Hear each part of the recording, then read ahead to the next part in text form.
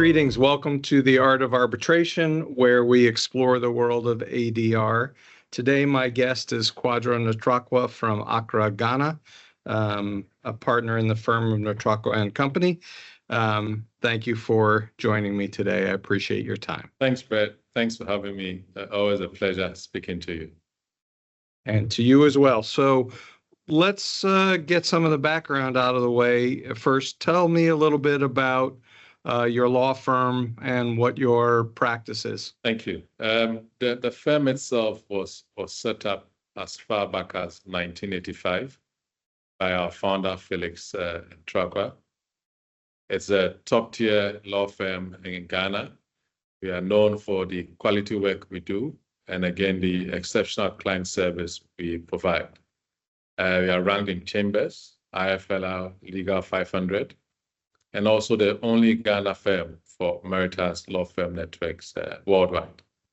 In terms of my areas of practice, it's predominantly arbitration, corporate and commercial law, and then in recent years, I have also transitioned to sustainability and climate change. And is that a growing area of law in Ghana as well as Africa itself? It is. It is. I mean, obviously, because of the general challenge with getting to net zero, climate change generally, Africa has great potential in helping us achieve that. Yes, so it is the future for the continent. Why don't you tell our viewers a little bit about your legal training? I got qualified in England and Wales, so maybe I go a bit back. I attended the University of Reading, where I did my LLB, and then I did my master's at the University of Exeter. And then I was at the University of West of England for my professional course, and then I qualified as a barrister in England and Wales.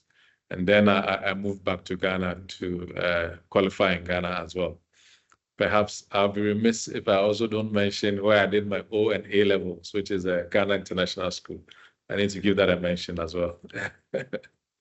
Thank you. So you are qualified to practice in the UK and in Ghana currently, correct? That's correct. I'm dual qualified, England and Wales, and then Ghana. Is that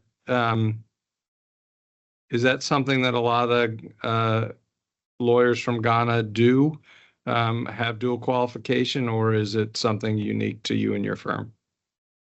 It's not common, let me put it that way, but increasingly people are getting other qualifications from other jurisdictions as well. So you talked about how one of your areas of experiences and practice is arbitration. So talk to me a little bit about what arbitration is like in Ghana. What type of things? Let's start there. What type of disputes generally are getting arbitrated in Ghana? Well, arbitration in Ghana is growing. Let me put it that way. In terms of what kind of disputes, we are looking at construction disputes. We are looking at corporate and commercial. It really is broad-based. It could simply be contractual disputes as well. But perhaps what I have been involved in more will be construction disputes and then corporate and commercial disputes.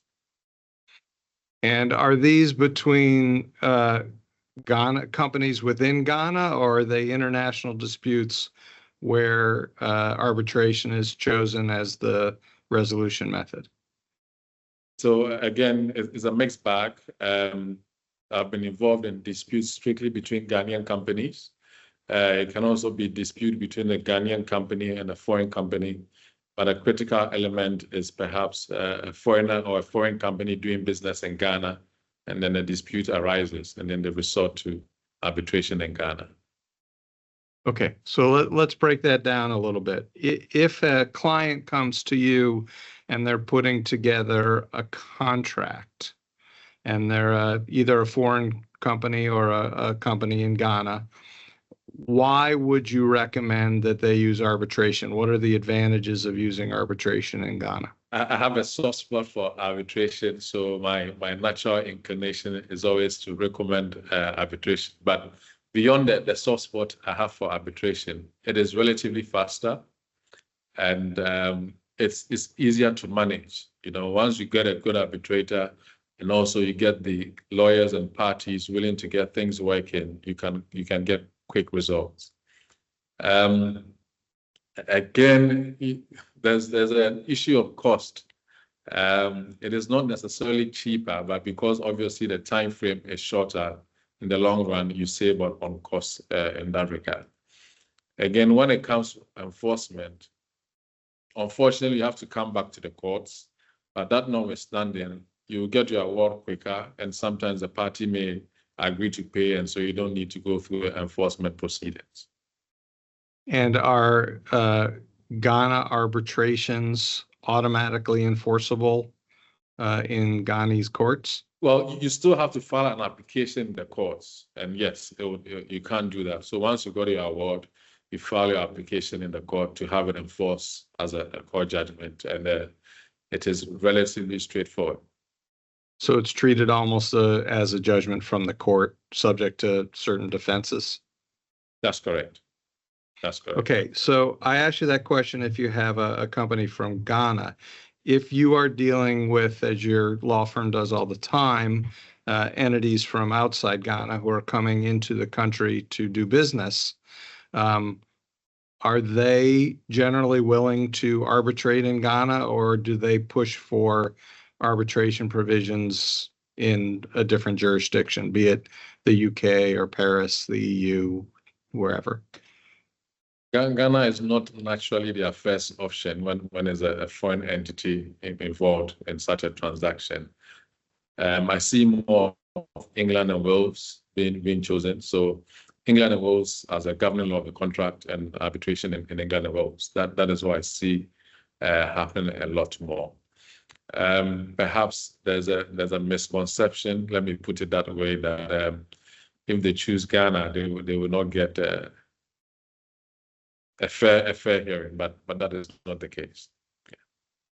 Well, I've heard it said in talking to others that one of the reasons London is chosen as the situs of arbitrations is because you can be fairly confident you'll get an experienced arbitrator who has knowledge in that area of the law, whatever the arbitration is about. So let's talk a little bit about how that works in Ghana. Is there an arbitration center that most arbitrations are run through? Are they private? How are arbitrations generally done in Ghana?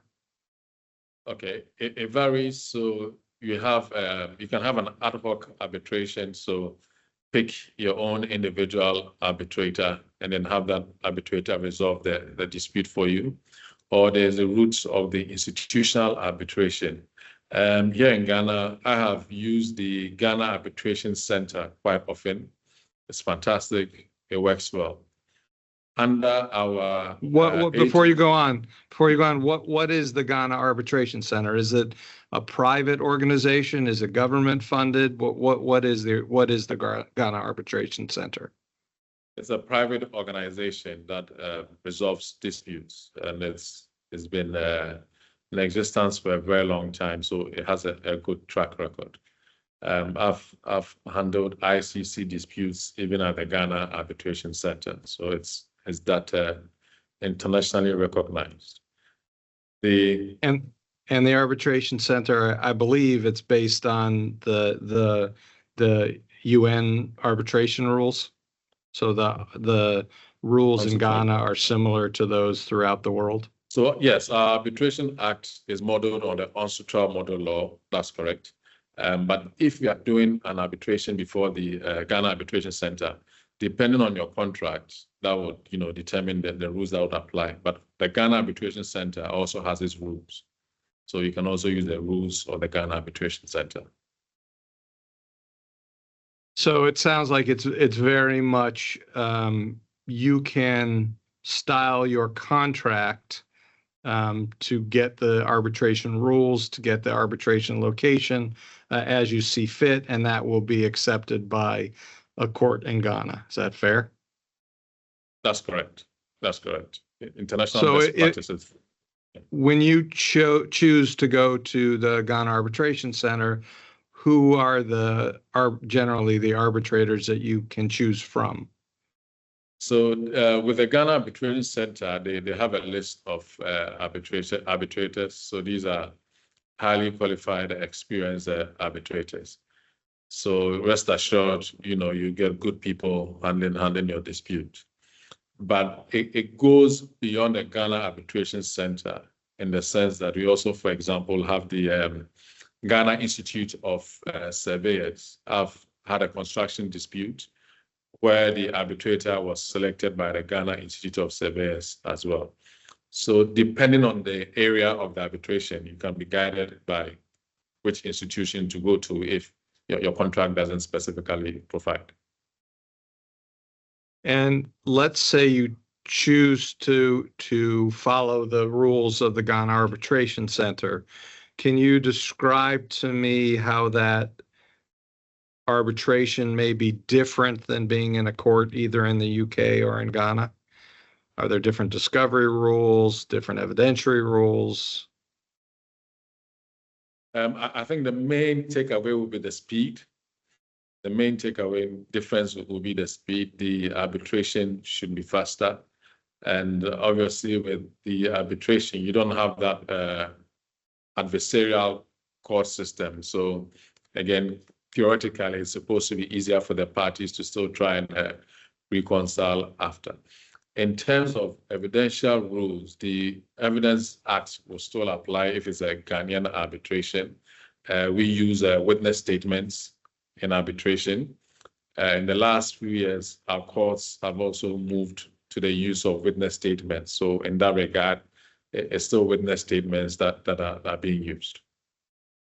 Now that for people who are watching that are American, let's try to clarify that a little bit. So when you say a witness statement, or what we might call sometimes a declaration or an affidavit, that means you can present evidence through a sworn statement of a witness without the witness having to appear in person before the arbitrator or arbitrators. That's correct? In essence, that old school examination in chief, where you're leading the witness to examination in chief, doesn't happen.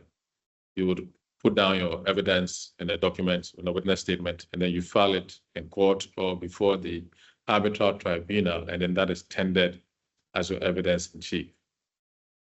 So what if the other side wants to cross-examine that witness? Do they have the right to call them? That's correct. So after evidence in chief has happened by you tendering a witness statement, then the other side is given the opportunity to cross-examine based on the witness statement. So cross-examination. So if that individual refuses to come to the arbitration or the court, then your witness statement will not be admissible? That's correct, because it has to be tendered in evidence at the initial stage. Okay, so in other words, it's telling the other side what you will prove, and it's speeding things along, so the trier effect. Yes. Understood. So do you use witness? Do you still do examination in chief? We do.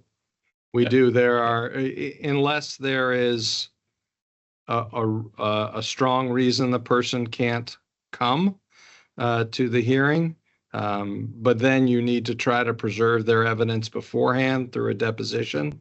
So there is, I have never personally participated where a witness statement goes before to present your case in chief, because one of the big arguments here is the trier of fact has to assess credibility, and you can't do that very well through a piece of paper. So that's generally why it's not done here. I don't think anything would preclude, if both sides agreed, an arbitrator or arbitrators from allowing that procedure to take place, but it's just not generally done here. See.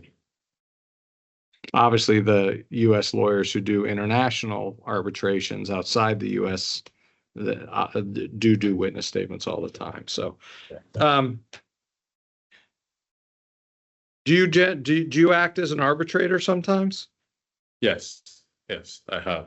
I have. So do you do that through the Ghana Arbitration Center, or do you do that as a private arbitrator? It's more ad hoc. So private arbitrator is more ad hoc. Okay.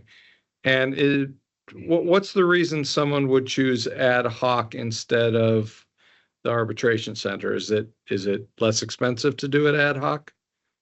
It is. With the ad hoc one, for example, you don't really necessarily have the cost that goes to the center. So that cost is eliminated. Sometimes just convenience. Even when I have acted as counsel, for example, I tend to prefer the ad hoc if I can, because you can sort of see the arbitrator you want to use ahead of time. And in terms of in your contract, you identify that ahead of time. So ad hoc has its advantages, yes. So if I'm understanding you, are you saying that the arbitrator that you're going to use is named in the contract, or does it just say we will pick an arbitrator, we'll agree upon an arbitrator if there is a dispute? The better approach would be to have the contract more general, that the parties would agree on an arbitrator, so that when there's a dispute, they would agree on who to use as the arbitrator, and not that you're identifying the arbitrator in advance. Although I have seen that in contracts, but that is not recommended. And have you ever had a situation where the contract says the parties will agree on an arbitrator, but the other side refused to agree to anybody you proposed? Absolutely, absolutely. So what do you do then? And in that instance, you can take an application to the court for an arbitrator to be appointed. Interesting. So what type of cases have you been appointed to be an arbitrator on? What are the types of disputes? So it's been mainly contractual disputes and then company law related issues. So breach of contract or shareholding disputes in a company. So if you can think of anything, what have you learned as an arbitrator that's helped you when you're an advocate in an arbitration? I'll say in presenting your case, sometimes perhaps maybe as counsel, we lose sight of what an arbitrator should expect. So once you've played that role, you know exactly what to look out for and then how to present your case. And generally, is there one arbitrator for a dispute, or does it depend on the size, or does that depend on your contract or whether you use the Ghana Arbitration Center? So it depends on your contract. And even here, from interactions with clients, I've had clients who, for example, have signed contracts without getting legal advice, and they have simply, for example, chosen 3 arbitrators, forgetting that comes at a cost, having 3 arbitrators. In the same vein, I've had clients where I have recommended just 1 arbitrator, and they say no, they don't want 1 arbitrator because they don't want their decision just resting on the shoulders of 1 man. So they would prefer 3 arbitrators. So at the core of all of this is the terms of the contract. So generally, how many arbitrators do you usually appear in front of? Does it vary? So complexity of the contract will come in. So if it's simple contracts, you tend to see 1 arbitrator. If it's more complex, you see 3. So I've appeared in front of 1, in front of 3. It varies. So if a case is filed in court, can you move to arbitrate that case even if you don't have a contract that requires arbitration, or does it have to be contractually based? So it doesn't have to be contractually based. Under our Alternative Dispute Resolution Act, the judge, in agreement with the parties, can refer a dispute to arbitration. So that would be every party has to agree, and then That's it can correct. go to arbitration. Okay. That's correct. So is there a difference between the ability for, in your opinion, for parties to settle a dispute being in court or being in arbitration? I like to think that disputes before the courts are more inclined, or there's a bigger appetite for disputes before the courts to be settled. This is because usually our court system can take a longer time, so litigants will try and avoid the court, and so they want to settle. Whereas with an arbitration, because they know it's relatively quicker, there's no urgency to settle the arbitration in that regard. That's fairly similar to the way things work here. That makes sense. So when you're dealing either as an arbitrator or as the lawyer in an arbitration in Ghana, are you generally dealing with a dispute that's governed by Ghana law? That's correct. The majority of them will have at this core Ghana law, but it is before various institutions. So we've had one with Ghana law, but before SIAC, Ghana law, but before ICC, and so on. But at the core of the majority of them is Ghana law. Okay. And so if you have, for instance, an ICC arbitration under Ghana law, can you, so that's a foreign arbitration, but it's an arbitration using Ghana law, can you then move to enforce that in Ghana court as well? Yes, you can. So I'm involved in a couple now, which is ICC arbitration subject to Ghana law. Once we get an award, we can have that enforced in Ghana. If you're looking at enforcement, for example, I was involved in one with SIAC, the Singapore International Arbitration Center. We got an award there, and then we proceeded to have that enforced in Ghana. Again, award from Switzerland. We've had the occasion to have that enforced in Ghana as well.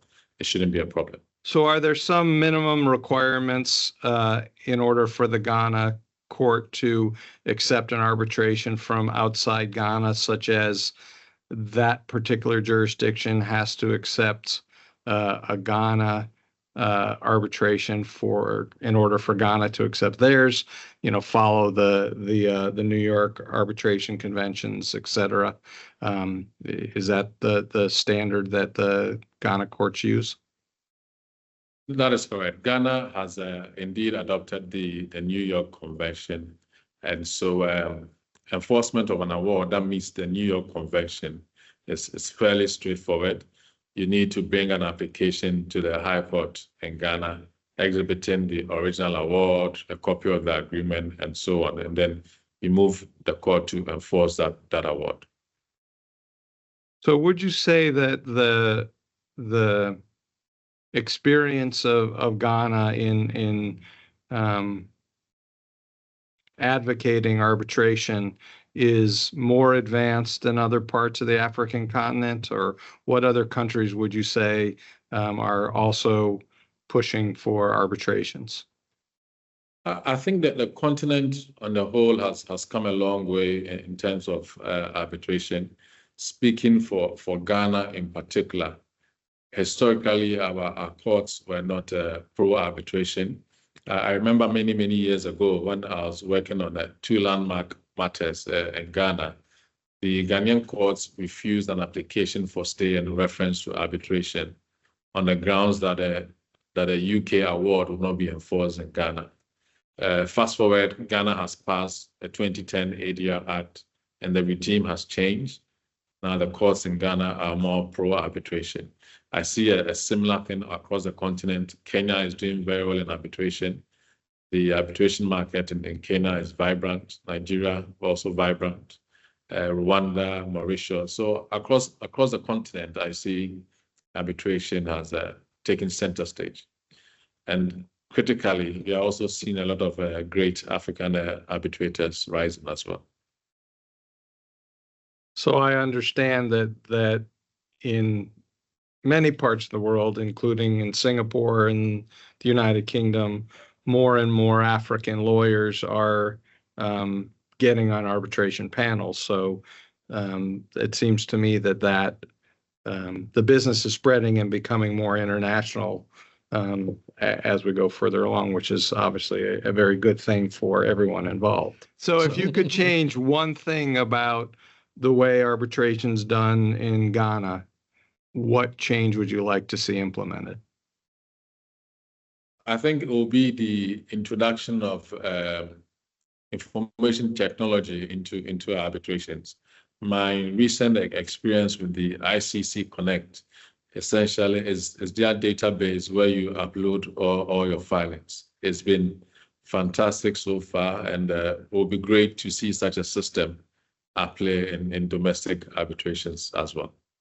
So as we end this session, thank you so much for your time. I was wondering if there's anything you'd like to add about the practice of arbitration in Ghana or on the continent.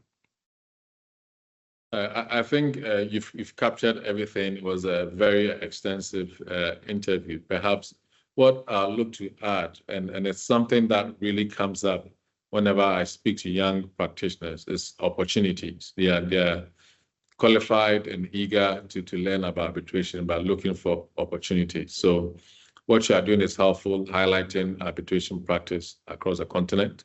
And so more of these is welcome, so that it gives other practitioners also the opportunity to experience international arbitration. Well, thank you so much for your time. I appreciate it. And I think you've enlightened us to the practice both in Ghana and Africa. And it's always good to learn how advanced arbitration is throughout the world. So thank you for your time, Kwadwo. Thank you too, Brett. My pleasure.